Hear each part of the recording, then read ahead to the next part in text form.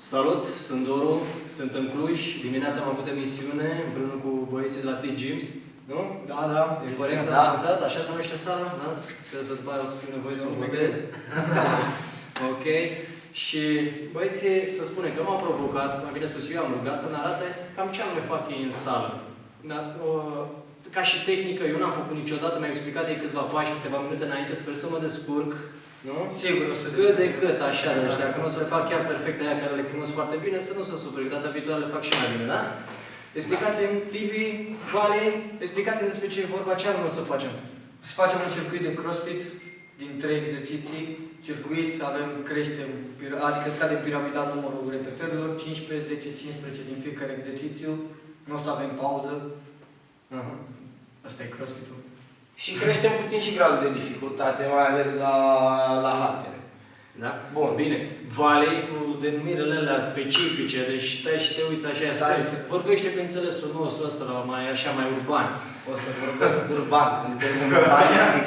Ok, hai, explică-ne despre ce e vorba, ce o să am de făcut. Ok, o să începem circuitul cu numărul 15, adică 15 repetări de wall ball sau aruncăm mingea la perete, ne lăsăm în genoflexiune, spatele drept, aruncăm, primim mingea în dreptul pieptului. Ok, până jos? Până jos, genoflexiune, să depășim 90 de grade.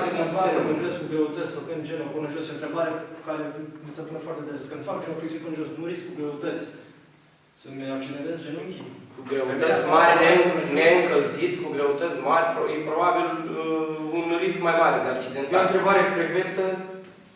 Asta este o minge medicinală. O ținem la nivelul pieptului, ai spatele drept. Nu ducem genunchii în față. Depășesc vârful la Exact. Linia imaginară a vârfului Adidasului și atunci nu e nicio problemă. Nu am avea de Ba din contră, genoflexiunea nu e asta. Asta nu e nimic. Genoflexiunea e asta. Asta ne ajută la legare. Eu, de exemplu, cu cei care lucrez, nu le recomand să se ducă până jos. Mai ales cei care au probleme cu genunchii și în cazul de față se regăsește și el, au dureri după ce lucrează, spune mai multe circuite în care se duc până jos. Chiar dacă nu lucrează cu propria greutate. Bine, acum... Și mai cunosc pe cineva. M-am învățat că este asta un fotbalist care, de națională, care tot la fel mi-a spus, nu mai fac chestiile astea, că ai să că stare de tot. Probabil că ducând foarte mult, făcând performanță, duc la uzuri. Dar în cazul pentru o persoană care lucrează doar pentru menține. Da, și mai ales exercițiul ăsta ar fi un exercițiu simplu, cu 5 kg. Nu ai o bară în spate. Sau poți să-ți iei o bară sau o minge mai mică. Ok. Ideea e că, părerea mea, nu știu, ale mele studiate, ideea e că cine face genoflexiune corectă, adică la fața la perete, nu cade pe spate, asta e varianta când cazi, faci genoflexiunea sus, nu ți afectează niciodată, nici genunchii, nici colona. Ok. Mergem mai departe, O să trecem la al doilea exercițiu. Al doilea exercițiu, tracțiuni. Vor fi 15, în prima serie, în a doua 10, în a treia 5. Tracțiunile pot fi făcute cu balans, tracțiuni stricte. E alegerea noastră.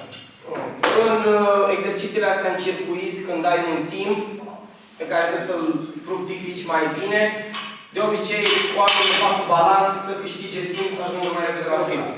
Urmărim să ne creștem foarte mult și ritmul cardiac, da? Cardiomuscular, pot să-l numesc oarecum, nu știu dacă e corect spus, pentru că când crește ritmul cardiac și musculatura nu lucrezi foarte puternic în același timp, da? Probabil corectitudinea va scădea pe parcurs, nu?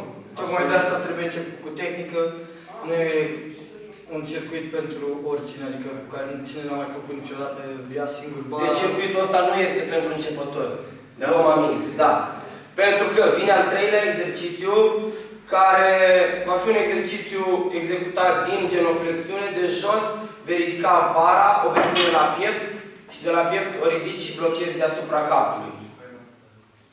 O pui iarăși la piept, iarăși cobor. Sus. Ok. 15, 10. 15, creștem greutatea, scădem numărul de repetări 10, creștem iarăși greutatea, scădem numărul de repetări la 5. Ok.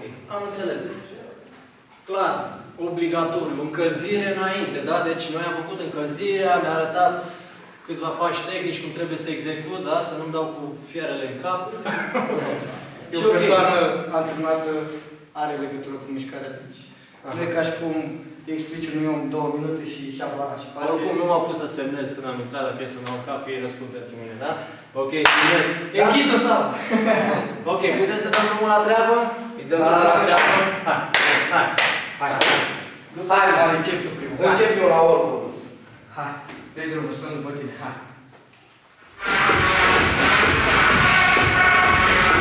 Ce? Hai! Bravo! Ce? Hai, ce? Bine, apa!